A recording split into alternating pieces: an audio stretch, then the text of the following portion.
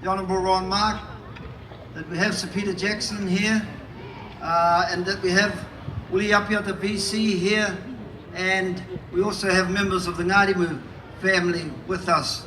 And I think that makes it as special as the Auckland occasion was.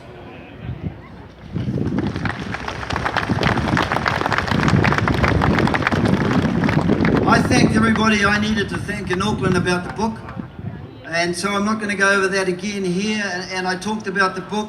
What I'm going to speak to you about, because I know the minister and the chief historian who will follow me will talk about the book, I want to talk to you about the parade that you have witnessed, which is not over yet, how that came to be, and to talk about the Hui Aroha in 1919, which we are here to commemorate. I should mention before I start that Whiti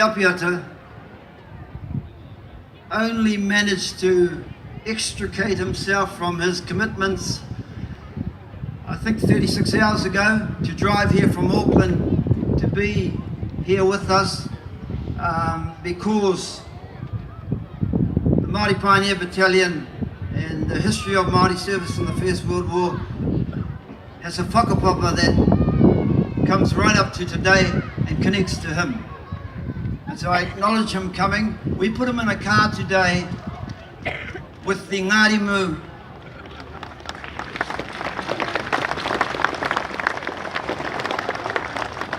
We put him in a car today with the nieces of Second Lieutenant Rana Janka. We were over in Italy about 3 or 4 weeks ago, and when talking to Willie, he asked about the Victoria Cross belonging to Second Lieutenant Rana Janka, which is housed here. And I said that if he did come to Gisborne, if he managed to get here, we would talk to the Ngārimu family about allowing him to see it. And so I acknowledge Moana Ngārimu's nieces, Aroha and Agnes, who travelled here in the same car from Te Pōrawiri with that Victoria Cross. So for the first time in this nation's history, those two Victoria Crosses are together.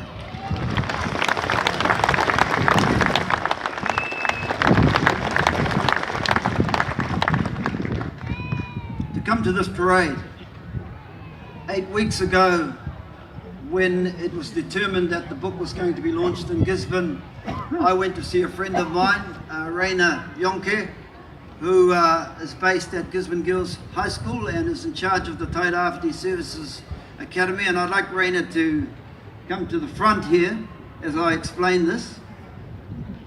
He's quieter than me.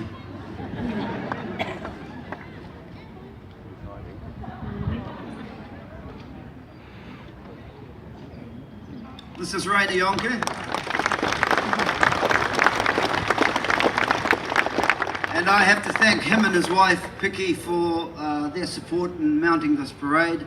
And I'll explain what actually went on. So I walked into his office with my wife, Tina, here. We knew the launch was going to be on, and I thought it would be good to have, say, maybe 18 guys dressed in World War I uniforms to commemorate the occasion of the launching of the book.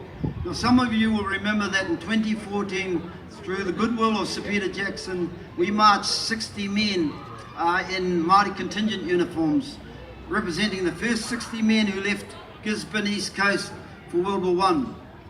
And I thought that if I asked Sir Peter, he might give us 18 more uniforms to use. But when I talked to Rana, he asked me what was the occasion. I said a book launch and to commemorate 100 years since the Hui Aroha, which was the welcome home to the Māori Pioneer Battalion.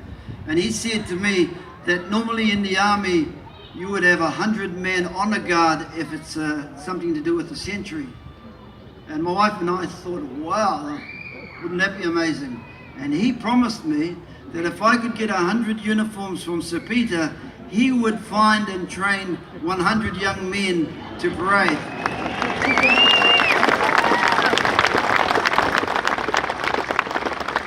Now, I still don't know how true that is about 100 men for a century. I've been asking my other army mates and none of them seem to recollect that. But once we set our minds to it, remember this is 8 weeks ago, you have to find 100 volunteers, train them. When we know as ex-military personnel, that would take you at least 8 to 12 weeks. Then get uniforms for them and get a huge groundswell of support, because you need people to assist in this exercise of training, feeding, and you have no idea how many people have actually been involved in this.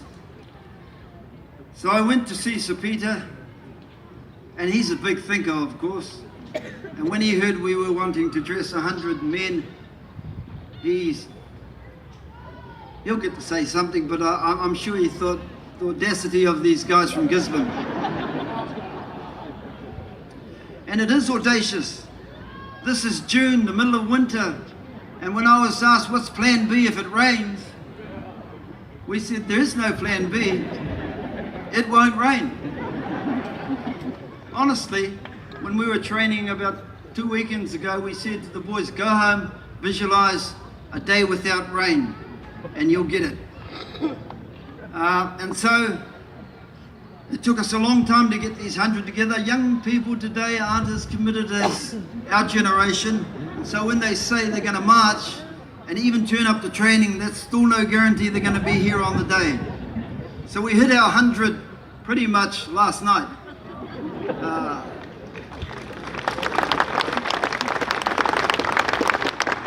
So my first big thank you is to these young men who are aged between 15, it's supposed to be 45, but the oldest is 60.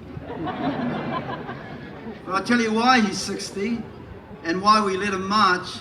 He told us, I am marching for my grandfather, who was the Padre of the Pioneer Battalion. And you'll notice that he's dressed in a Padre's uniform. The youngest, supposed to be 15, when we asked this very young looking lad how old he actually was, he said, I'm 12, but I'll be 13 when we march. So we thought, yes, that was probably how they did it back in 1914. So from me personally to Rana, if he hadn't have come up with the idea and stuck to it, this wouldn't have happened. I'd like to say that if you know the Bible, the story of the spies, the 12 spies that were sent out to espy the promised land, to do a recce, they come back, 10 of them had every reason why the Israelites couldn't enter the promised land. There were giants over there, they'll defeat us. I can assure you, we met those people when we were trying to mount this 100-man guard, who told us every reason why we couldn't do it, we shouldn't do it. But him, like Joshua and Caleb, the 2 spies who came back with a positive report, who said, we can do this. They didn't see giants. They were thinking, well, if God's on our side, anything's possible. And that's the approach we had to this parade. If God's on our side, this is going to happen. So, we thank the Lord for allowing this to happen today and bring it to pass.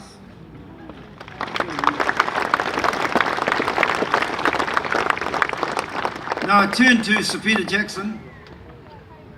You have no idea of the cost of what he sent here to Gisborne. I asked his staff, well, what do they estimate it at? And I was told that the uniforms and equipment alone be well over $250,000. And a lot of these uniforms were made specifically for this. These young men are wearing on their collars Pioneer Battalion badges, and on their caps 100 were made at his cost for the occasion. He also sent to us 111 rifles, I think they are. And we had some challenges with that. These are real rifles. We practiced with the rubber ones, but today we are parading with the real ones, the same ones our great-grandfathers used in the First World War. So I'd like you to give Sapita a huge hand.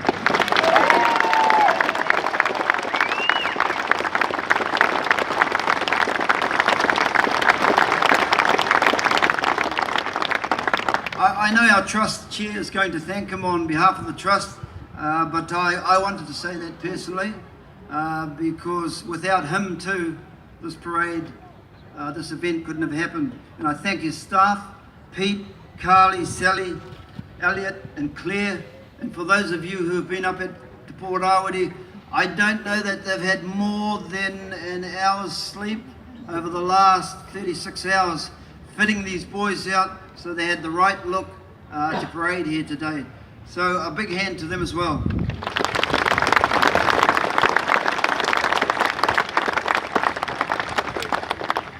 And I think also there's been a huge team of volunteers who have been feeding, sewing, adjusting uniforms over the several weekends to make this happen. And I certainly can't name them all, but from our Trust I particularly wanted to mention our Chair, Walton, for being our lead, and Whiti, who's here with Tūranga Health, feeding us all, and Zandria has been wonderful with the book sales and being the communication for us, for our volunteers.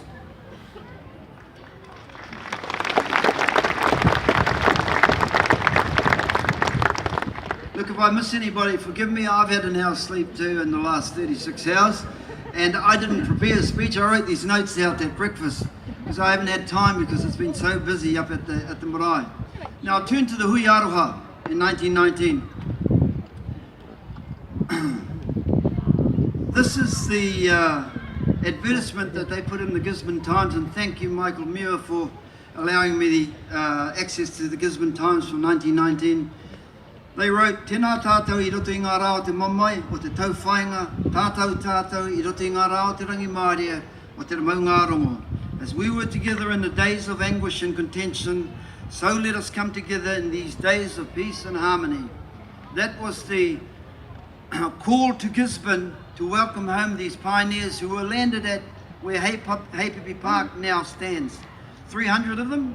Originally it should have been 1,000 of them. In mid-1918 they were planning the Hui Aroha, which was to be a fundraiser for our returning servicemen, and it was also to be an acknowledgement of Whiti, whose memorial is across the river there, who named Te Hoko Whituatu. He gave that name to the first contingent who went, and who had died during the war. While they were planning that, the war ended, and it was decided to double it as a welcome home to the pioneers, to the whole battalion, 1,000 strong. They were on the ocean in March 1919 when our Ngāpuhi cousins got in the ear of the Mayor of Auckland and said there were more of us that went than those guys down on the East Coast. And he believed them, and he went and spoke to the Prime Minister, and the Prime Minister decided to veer off the ship and landed instead at Auckland, where they were welcomed at the Domain. And then he put on another smaller ship for the Eastern Bay of Plenty right down to Wairarapa troops to land them here. So he brought them in April, not actually June, in April, and they landed here with the Prime Minister, acting Prime Minister, who was the Minister of Defence, which is why we asked the Minister of Defence to come here today. And they were welcomed by our mayor then. Our city doubled, well, it was a town then, 8,000, it doubled. It was the largest Māori hui held in the country up until that time. And they were welcomed. They marched through town like we did to the railway station, got on a train and went to the race course, and it was held there. We were going to do that, but when we checked with the mayor, the rail track is no longer operating to the race course, so we couldn't do it. So we thought this is the next best place. And I just want to try and get you to understand what actually happened in that week-long welcome back. They raised the equivalent of $3 million in that week to give to the Soldiers Fund. And they unveiled the memorial. They wanted the soldiers to do that across the river. And I want to speak now about the man who, in Whitiki, the book, who I think of all those Maori pioneers really stands out, and that was Chaplain Captain Henare Wepiha Wainohu, of which his nephew, Father King, I know him as, is here today. He left here in 1914 and served as one of the padres for the unit right until 1919. He was never wounded, and he was in the front line all the time. At Gallipoli, when they were assaulting Chinook Bear, he was seen in the front line with the Maori contingent ministering the spirituality to their men who needed it. And I can tell you this, even today I've asked padres who are with the army, it's still the same over in Afghanistan and Iraq. When death threatens you, you come closer to your faith. And that's what happened for these men at Gallipoli. When he came back here and the welcome at the racecourse occurred, they had set out all the mothers who had a son returning in a big group, so there were several hundred, and all the mothers who had lost a son, they put in a separate group of about 80 women. When the Maori pioneers marched onto the racecourse and the welcome went on, all the sons who had mothers went in that direction, and the padre, Captain Chaplain Wainohu, stayed on his own, and he faced the 80 women. And so these young men went, and there was weeping and wailing over in that group. And then they called to the padre to come towards these 80 women, and he was speaking in Maori about, if this was the old days, you would have killed me by now and put me on the hangi, because I promised in 1914 to bring your sons home, and I've returned without them. And they say that it took him 20 minutes to move, something like 30 meters towards them. And when he finally got to them, he stood in the middle of them, and they were touching him and just weeping over him. He was the embodiment of all those boys who didn't return. Now I speak of him because the song I've chosen, and the 100 are going to sing it, is a hymn. It's called Oe e Ihu, Jesus, lover of my soul. When he was at Gallipoli on the 6th of August 1915, when they were to assault the foothills leading up to Chinook Bear, he asked the colonel of their contingent, could he say prayers over these men? Could he consecrate them before they went up to attack that night?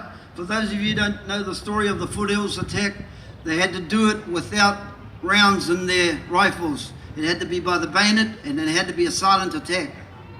And the Maori contingent was split up. They were 400 strong at the time. 50 men had to go with each of the mounted rifle regiments. So they knew they were going to be split up that night, and this was probably the last time some of them would ever see their mates. And so he wanted to do this service. And that's exactly what happened. Huge casualties in that night assault. But at the foothills, when he called them around him, and he was standing on a rise, so imagine it, it's getting dark, 400 men, just like this. We've got 400, circled the padre, and he stood and he began to speak to them. And in Whitiki is the full speech. He spoke to them in Maori, the translation's in there, but he said to them things like, we have to reach the top of this hill by morning, and we do not want any of you to turn back. And he said, it's better that we all die up there rather than a whisper of shame go back to our people in New Zealand. So you can imagine the prep talk he is giving them. And he said that he could see the tears coming out, welling out of their eyes as he looked at them. He said his words were cutting to them like a knife to their hearts. And he said, he finished with quoting a passage from David going out to meet Goliath, because that's really what they were doing. If some of us have been to Gallipoli, Kaiti Hill, they were going up foothills probably 5 times that height. And they were doing it in the dark, and it was entrenched with Turks all the way up it. And so they knew that it was going to be a tough task. And when he finished the prayers, he started the lead. He led the song, the hymn, Aue e Hihu, and all the Pākehā New Zealand troops who were around came to a stop. They didn't know what was going on in Maori, but they knew this was something special. And they described the singing of that hymn that night as the most precious thing that they had ever heard. And they said it sent shivers up their spines. Some of them cried, but they knew that they had these men on their side, that there was some sort of spiritual force with them. So I'm going to call up to finish my speech, the 100, and we are going to sing for you, Aue e Ihu. How did my... Oh. Aaron.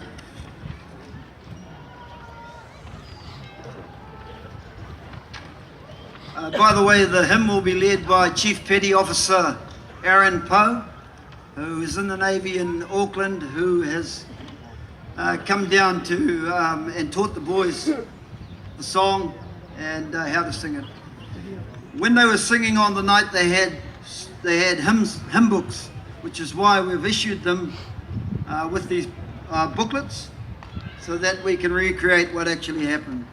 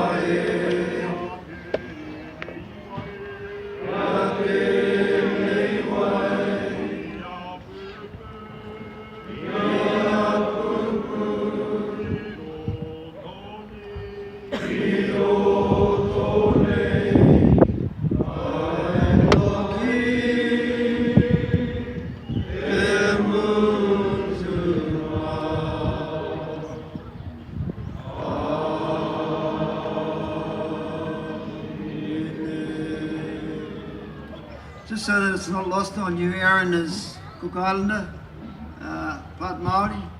And if you look at these 100, some of them are pretty fair deaths because they're not Maori. And that is to remind you that the Maori Pioneer Battalion that came back here wasn't just Maori. It was Pacifica, Pākehā and Maori, a multicultural unit. Thank you, gentlemen.